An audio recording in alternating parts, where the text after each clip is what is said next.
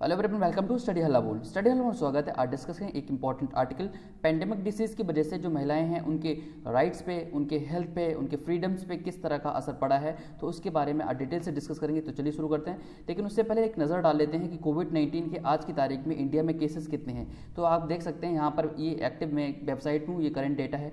तो ये जो लास्ट अपडेट है वो कल का है, ठीक है। और यहाँ आप देखेंगे एक्टिव केसेस जो हैं वो यहाँ देख सकते हैं। इन अब टोटल आप सबको जोड़ दें, टोटल कंफर्म केसेस आ जाएंगे यहाँ पे। स्टेट वाइज आप अपने आप को अपडेट कर सकते हैं वेबसाइट पे जाकर के। तो देखा जा रहा है कि पिछले 2 दिन में जो केसेस हैं वो बहुत ज़्यादा बड़े हैं, लेकिन कंफर्म केसेस इससे भी ज़्यादा हो सकते हैं, क्योंकि चेकअप जो अब चेकिंग जो है वो काफ़ी बड़े स्केल पर हो रही है। तो अब केसेस सामने निकल के आ रहे हैं और ऐसा माना जा रहा है आने वाले 10-15 दिन जो है वो इंडिया के लिए बहुत क्रूशियल होंगे। और यहाँ केसेस कितने निकल के सामने आते हैं। हालांकि इंडिया की जो रिकवरी रेशियो वो भी काफ़ी कंपेयर टू अदर कंट्रीज़ के अच्छी है, ठीक है। अब आते हैं WHO की वेबसाइट पे, जहां वर्ल्ड के डेटा हम देखेंगे। अब मैं WHO की वेबसाइट पे हूँ, यहाँ पे दिखाता हूँ टोटल केसेस कितने हो चुके हैं। आप देख सकते हैं 35 लाख के एबव जो केसेस अक्रॉस द वर्ल्ड हो चुके हैं। जो डेथ हैं वो 2,43,000 प्लस जो है उन लोगों की मौत हो चुकी है। आज की तारीख हमारे बीच में ये लोग नहीं हैं, ठीक है। और अब हम आएंगे कंट्रीज के अकॉर्डिंग। तो कंट्री वाइज जो दे रखा है डेटा वो ये है। अमेरिका सबसे टॉप पे है, यहाँ सबसे ज़्यादा लोगों की डेथ हुई है और जो केसेस हैं वो 11 लाख प्लस केसेस हैं। और यहाँ आप ऐसा पता कर सकते हैं, जो कर्व है आप देख सकते हैं किस तरह से ये कर्व जो है वो फ्लैटन हो रहा है। हालांकि अब जो कमी आ रही है पर डे इनके जो केसेस हैं वो उनमें कमी आ रही है, लेकिन फिर भी नंबर ऑफ केसेस फिर भी इनके ज़्यादा हैं। तो बाकी जो कंट्रीज़ हैं आप देख सकते हैं किस तरह से जो केसेस डेली रिपोर्ट कर रहे हैं वो उनका कर्व जो है वो धीरे नीचे आ रहा है। तो कहीं ना कहीं अब जो कंट्रीज़ हैं उन पे थोड़ा जो है वो केसेस में कमी आ रही है। तो बहुत इंपॉर्टेंट ये जानकारी हमें रखनी है कि केसेस जो हैं वो कितने डेली आ रहे हैं। कुछ कंट्रीज ऐसी हैं जहाँ ये रशियन फेडरेशन की बात करूँ तो यहाँ अभी कंट्रीज़ में इनका पीक पॉइंट नहीं है, इनके केसेस बढ़ जाते हैं, कभी कभी कम हो जाते हैं। तो ये आप देखने वाली बात, अपने आप WHO वेबसाइट पर जाकर अपने आप को अपडेट कर सकते हैं। तो चलिए अब आते हैं अपने टॉपिक पे, ठीक है। तो अभी हुआ क्या है, जो महिलाओं के राइट्स हैं उनके ऊपर एंटोनियो गुटेरेस साहब, ये सिक्योरिटी जनरल जो है हमारे UN के सेक्रेटरी जनरल है हमारे, उन्होंने अभी एक स्टेटमेंट दिया था कि कोविड-19 की वजह से जो हमारा लॉकडाउन चल रहा है, नेशनल लॉकडाउन चल रहा है, उसकी वजह से इंडिया में नहीं बल्कि देश दुनिया में जो महिलाओं के अधिकार हैं, जो डोमेस्टिक वायलेंस हैं वो बहुत ज़्यादा बढ़े हैं।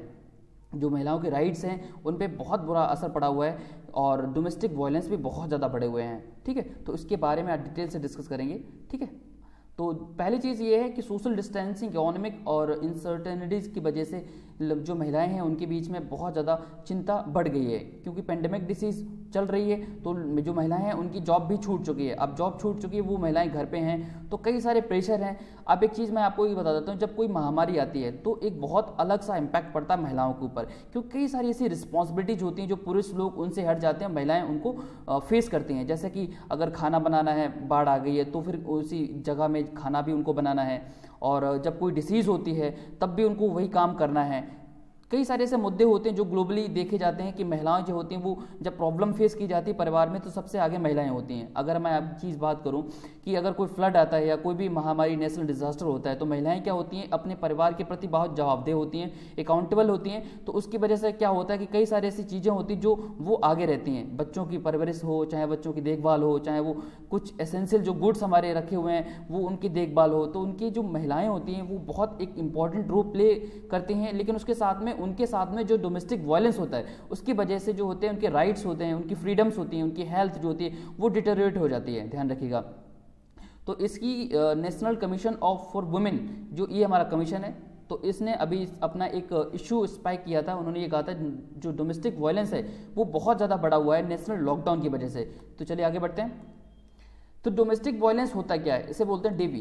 तो होता क्या है बेसिकली, जब कोई एक लेडी जब इंटीमेट पार्टनर के साथ में होता क्या है, अपना चाइल्ड अब्यूज़ हो जाता है, एल्डर अब्यूज़। तो ये जरूरी नहीं है कि आपके हस्बैंड से ही आपको कोई डोमेस्टिक वायलेंस का सामना करना पड़ता है, जैसे घरेलू हिंसा बोलते हैं। ये आपके परिवार का कोई भी मेंबर हो सकता है।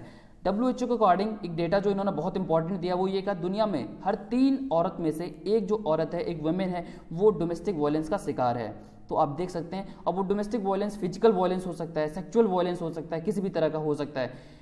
एक और इंपॉर्टेंट डेटा आपको याद रखना है, देश दुनिया में हेल्थ केयर जो वर्कर्स हैं उसका 70% अकेले वुमेन है। तो वुमेन का कितना इंपॉर्टेंट रोल है आप यहाँ से पता कर सकते हैं, यहाँ से आप जान सकते हैं। एक ILO ने अभी सर्वे किया था, इंटरनेशनल लेबर ऑर्गेनाइजेशन, उन्होंने यह कहा था कि अगले आने वाले 3 महीनों में नेक्स्ट 3 मंथ्स में जो 200 मिलियंस जॉब, यानी कि 20 करोड़, 1 मिलियन मतलब 10 लाख, तो 20 करोड़ जॉब जो है वो छूट जाएंगी। और इनमें आप जान सकते हैं कि मेजॉरिटी होगी विमेन की, क्योंकि ऐसे कई सारे ऑर्गेनाइज सेक्टर्स हैं जहां असंगठित क्षेत्र हैं जहां महिलाएं काम करती हैं, उनकी गिनती जरूर नहीं होती लेकिन वो फिर भी काम करती हैं। यहाँ मैंने आपको एक चार्ट दिया है, इस चार्ट को समझाने की कोशिश करता हूँ। ये वो चार्ट है जब किसी जॉब में या किसी काम में अर्ली एंट्री और एग्जिट, अर्बन और रूरल की बात कर रहा हूँ, वुमेन की होती है। तो आप यहाँ उम्र देख सकते हैं 15 to 19, 20 to 24। तो यहाँ जो होता है सबसे पहले अर्ली एंट्री होती है अर्बन की, यानी शहरों में 15 से 19 साल की तक जो महिलाएं या लड़कियाँ होती हैं वो जॉब जल्दी ले लेती हैं कंपेयर टू, क्योंकि वहाँ रिसोर्सेज बहुत ज़्यादा होते हैं, कि उनके पास अवेलेबिलिटी बहुत ज़्यादा होती है जॉब की, वो वहाँ जॉब ले लेती हैं। यहीं जो रेशियो रहता है महिलाओं का ग्रामीण क्षेत्र में कम होता है। उसके बाद ये रेशियो जैसे जैसे आगे बढ़ता है तो ग्रामीण क्षेत्र में जो महिलाएं होती हैं वो खेती बाड़ी में लग जाती हैं अपनी, तो उनका रेशियो यहाँ बढ़ जाता है। लेकिन आप देखेंगे यहाँ से जो महिलाएं शहरी क्षेत्र की महिलाएं, उनसे हमेशा ग्रामीण क्षेत्र की महिलाएं ऊपर रहती हैं, क्योंकि यहाँ बहुत सारे ऐसे सेक्टर्स हैं असंगठित क्षेत्र के हैं जिसको अनऑर्गेनाइज सेक्टर्स कहते हैं, तो उनमें महिलाएं काम करती हैं। हो सकता है वो बुनकर हो सकता है वो खेती बाड़ी में काम कर रही हो सकता है वो डोमेस्टिक और कई तरह के काम होते हैं जिनमें काम करती हो। तो वो जो एक रेशियो है वो ग्रामीण क्षेत्र में महिलाओं का बहुत ज़्यादा है कंपेयर टू रूरल। ठीक है, आप उनकी एग्जिट भी आप देख सकते हैं कहीं ना कहीं। तो ये एज वाइज दिया रखा है 35 to 39 इस तरह से। ठीक है, तो ये आप देख सकते हैं। आगे बढ़ते हैं, अब बात करते हैं डोमेस्टिक वायलेंस क्या होता है। तो डोमेस्टिक वायलेंस सबसे पहले बात करेंगे फिजिकल वायलेंस की। तो फिजिकल वायलेंस में किसी को स्लैपिंग करना, थप्पड़ मारना, हिटिंग करना, किकिंग और बीटिंग, किसी को पीटना, तो ये आता है फिजिकल वायलेंस में। तो अक्सर महिलाएं इन चीज़ों का सामना करती हैं अपने पार्टनर के साथ में। सेक्सुअल वायलेंस का मतलब to force someone for intercourse. तो ये सेक्सुअल जो वायलेंस होता है वो भी बहुत ज़्यादा पिछले 2-3 सालों में बहुत इनमें इजाफा हुआ है। ये सरकार के लिए बहुत बड़ा चैलेंज है, इसको किस तरह से रोका जाए। इमोशनल या साइकोलॉजिकल जो अब्यूज़ होता है उसमें क्या होता है, हम जब किसी की इंसल्ट कर देते हैं, ठीक है, तो इंसल्ट करने के बाद उसमें होता है क्या, बेसिकली एक अपने अंदर जो हीन भावना होती है वो क्रिएट हो जाती है।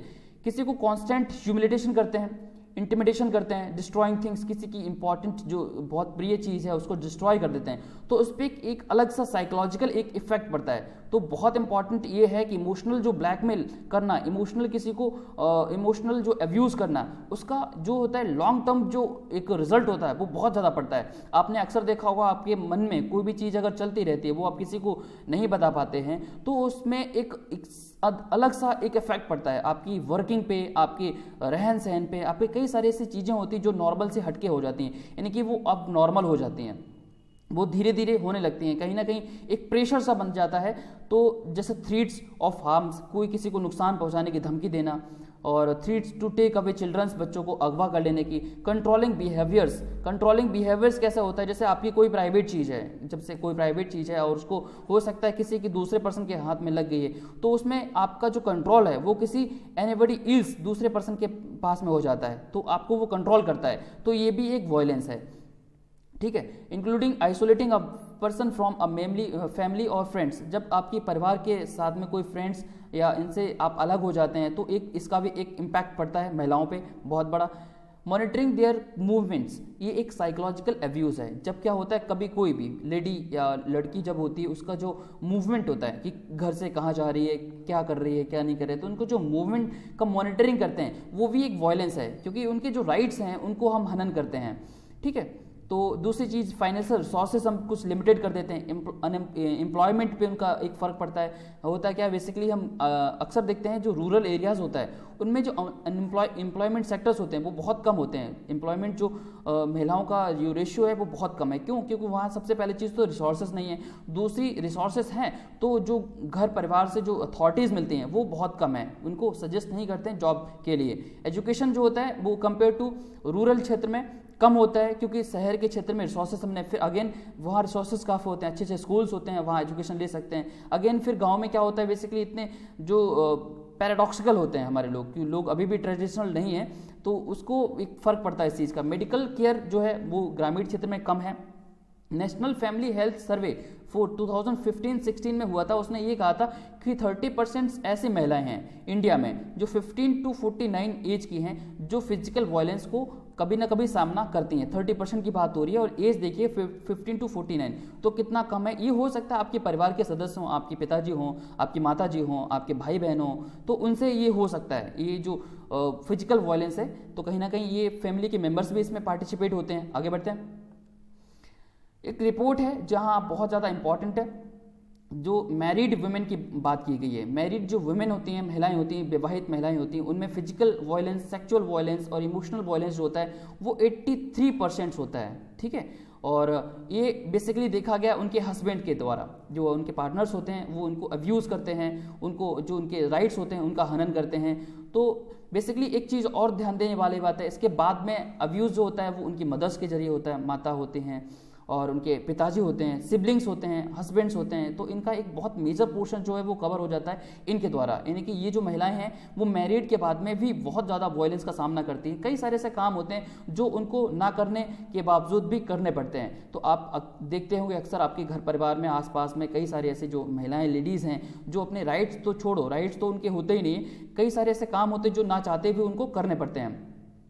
जो मेजर क्राइम्स हैं वो भी बहुत ज़्यादा इंडिया में बढ़ जाते हैं। क्रूएल्टी बाय हस्बैंड और रिलेटिव्स, तो असॉल्ट किया जाता है उनको, और उनकी जो मोडेस्टी है, किडनैपिंग, अबडक्शंस और रेप, कई सारे ऐसे केसेस हमें सामने पिछले 2 साल में बहुत ज़्यादा इनमें इजाफा हुआ है।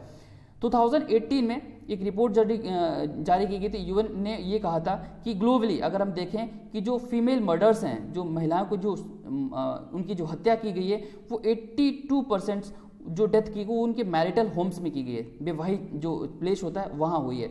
तो उसके कई सारे रीजंस होते हैं, तो मैं आपको आगे चल के बताऊंगा। जैसे डॉरी सिस्टम्स हो गया है, डोमेस्टिक वायलेंस हो गया, मैंने डोमेस्टिक वायलेंस आपको बताया क्या होता है। तो डोमेस्टिक वायलेंस इसमें एक बहुत इंपॉर्टेंट जो है वो रीज़न है। तो पर्टिकुलरली कुछ लोग ऐसा मानते हैं, ट्रेडिशनल की जो महिलाएं होती हैं उनको हम कंट्रोल करते हैं, उनका जो कंट्रोल बिहेवियर है वो पुरुष के हाथ में होता है, ऐसा माना जाता है। वुमेन जो होती हैं वो मैन के इक्वल नहीं होती हैं, ये भी मानते हैं। जो NFHS के डेटा के अकॉर्डिंग 42 जो पर्सन्स मैन हैं, सर्वे ये कहा गया है कि at least 1 valid reason for the wife beaten. तो ये रीज़न बताया उन्होंने कि जो महिलाएं होती हैं वो बेसिकली उनको ये माना जाता है कि जॉब जो होती है महिलाओं के लिए नहीं है, पुरुषों के लिए है। तो जब जॉब नहीं होती है तो एक प्रेशर अलग सा क्रिएट हो जाता है महिलाओं के ऊपर, और वो फाइनली होता क्या है, जो अपनी गुस्सा होती है, नाराज़गी होती है, वो पिताजी भी अपनी बच्ची को उतारते हैं, हस्बैंड अपनी वाइफ को उतारता है, तो ये साइकिल चलती रहती है कहीं ना कहीं। तो अल्टीमेट जो फर्क पड़ता है वो महिलाओं के ऊपर पड़ता है, ये आप देख सकते हैं। यहाँ पे आगे बढ़ते हैं।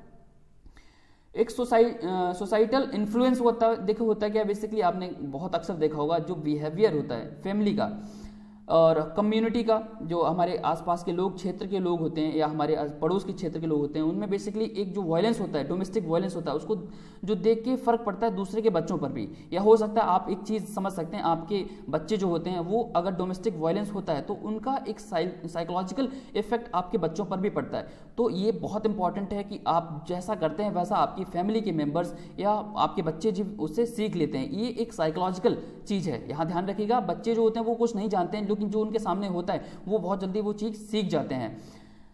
कल्चरल इन्फ्लुएंस जो होता है, जो वॉइस होते हैं, then women are not a valued और respected and see violence again directed. जो लड़के होते हैं, अगर देखा गया अक्सर जो लड़के होते हैं, लड़कियों के बीच में अगर इनको कंपेयर करें तो लड़कों को हम हायर एजुकेशन देते हैं। आज थोड़ा हल्का सा रेशियो जरूर कम हुआ है, लेकिन फिर भी कहीं ना कहीं एक जो डिस्क्रिमिनेशन है लड़कियों और लड़कों के बीच में वो आज भी है। उस गैप को पूरा करने के लिए जो सरकार है उसको बहुत बड़े कदम लेने पड़ेंगे। और स्पेशली इस दौरान जहां ये जो हमारा नेशनल लॉकडाउन चल रहा है, इस दौरान तो जो महिलाओं के अधिकार हैं वो बिल्कुल खत्म से हो गए हैं। तो इसके लिए सरकार को बहुत बड़े स्टेप्स लेने पड़ेंगे। जो गर्ल्स होती हैं वो विटनेस हैं, वो उनके जीती जागती उदाहरण हैं। जो डोमेस्टिक वायलेंस होता है उनके फैमिली के मेंबर के जरिए तो उनको विक्टिमाइज किया जाता है by their own husband. Economic cause होते हैं कि कई सारे ऐसे जो मुद्दे होते हैं इकोनॉमिकली उनको इस चीज़ के लिए असॉल्ट किया जाता है। अनएम्प्लॉयमेंट एक रीज़न है उसके। एल्कोहल और drug may be also contribute to violent behaviour. ये एक चीज़ बताएगी, अगर कोई भी पर्सन जो है वो अनएम्प्लॉयड है, उनके पास रोजगार नहीं है, तो वो फाइनली अपनी जो गुस्सा है वो एक लेडी पे उतारेगा, अपने पार्टनर पे उतारेगा। इकोनॉमिक अगर कोई उसको कॉज है तो वो भी फाइनली क्या होगा, वो अपनी गुस्सा किस पे उतारेगा, वो इस लेडी पे उतारेगा। अल्कोहल एक तो एक रीज़न माना ही जाता है, शराब पीकर आपने देखा होगा किस तरह से लोग अपना बिहेवियर चेंज कर देते हैं ड्रग लेकर के, तो ये बहुत इंपॉर्टेंट जो है वो एक रीज़न है जो वायलेंट बिहेवियर के लिए। तो बिहेवियर मैंने आपको बताया कि फिजिकल वायलेंस होता है, साइकोलॉजिकल वायलेंस होता है और आपका एक सेक्सुअल वायलेंस होता है। ये कहीं ना कहीं इनके एक रीज़न है। सोशियो कल्चरल डॉरी एक बहुत इंपॉर्टेंट रोल है। जब किसी की शादी होती है उसके बाद जब उसको डॉरी जो हमारा कहते हैं वो नहीं मिलती है, तो ये इसके बाद में होता है क्या, उसको असॉल्ट किया जाता है, उसको ह्यूमिलिएट किया जाता है उसके ससुराल में। तो वो उसके बाद में अल्टीमेट क्या होती है, कई सारी ऐसे महिलाएं होती हैं जो डेथ अपने आप को सुसाइड कर लेती हैं। ऑनर किलिंग इनका भी एक हिस्सा है और ये डोमेस्टिक वायलेंस का हिस्सा है, ध्यान रखिएगा। तो लो स्टीम्स, इससे क्या होता है, महिलाओं की जो स्टीम होती है वो बहुत डिटेरियोरेट हो जाती है, एक्सट्रीम जेलसी हो जाती है उनके बीच में, और रेगुलेटिंग एंगर्स और बहुत सारे स्ट्रॉन्ग इमोशंस। तो ये देखने को मिलेंगे आपको महिलाओं के बीच में जब आप बात करेंगे, जब उनके वायलेंस, उनके रीज़न के बारे में। ठीक है, आगे बढ़ते हैं। कुछ जो रिपोर्ट्स की गई हैं, नेशनल कमीशन ऑफ वुमेन, इन्होंने एक रिकॉर्ड जो डेटा जारी किया है, 291 कंप्लेंट्स रजिस्टर की गई हैं डोमेस्टिक वायलेंस की मार्च 2020 की। ठीक है, ये तो इन्होंने ये बताया कि ये तो वो कंप्लेंट्स हैं जो ईमेल के जरिए इनको मिली है। ईमेल के जरिए इनका मतलब ये वो लोग हैं जो पढ़े लिखे लोग हैं, जो एक्सेस कर पा रहे हैं, जहाँ इनके पास रिसोर्सेज हैं, जहाँ इनको नॉलेज है कि हम किस तरह से कंप्लेंट्स कर सकते हैं, जहाँ इनको नॉलेज है कि हमारे राइट्स क्या हैं, तो इन्होंने कंप्लेंट्स की है। और एक्चुअल जो केसेस हैं वो हो सकते इससे कहीं ज़्यादा हो सकते हैं। तो आप देख सकते हैं कि 291 जो केसेस हैं वो डोमेस्टिक वायलेंस के तो अकेले सिर्फ मार्च 2020 में हैं, जब नेशनल लॉकडाउन चल रहा है। और एक्चुअल में केसेस कितने ज़्यादा हो सकते हैं आप ये समझ सकते हैं। ठीक है, तो इसमें आप देखेंगे कई सारे ऐसे जो रीज़न आते हैं, इनमें एक्सट्रीमली डेथ भी होती है। तो लोग जो महिलाएं होती हैं वो सुसाइड कर लेती हैं। एक उनको सोसाइटी से क्या होता है, एक अलग जो नज़रिया देखा जाता है। हमारा एक हम लोगों का होता क्या है, बेसिकली जो पुरुष होते हैं, आप भारत को पुरुष प्रधान देश मानते हैं और यहाँ मानते हैं कि जो जॉब है वो पुरुषों के लिए बनी है, ना कि महिलाओं के लिए बनी है। लेकिन आज अगर देखें तो महिलाओं का जो कंट्रीब्यूशन है वो हर सेक्टर में बहुत ज़्यादा है। चाहे आप जो रूरल एरियाज़ में जो हमारे खेती बाड़ी होती है वहाँ महिलाएँ बहुत ज़्यादा जो उनका कॉन्ट्रीब्यूशन बहुत बड़े स्केल पर है।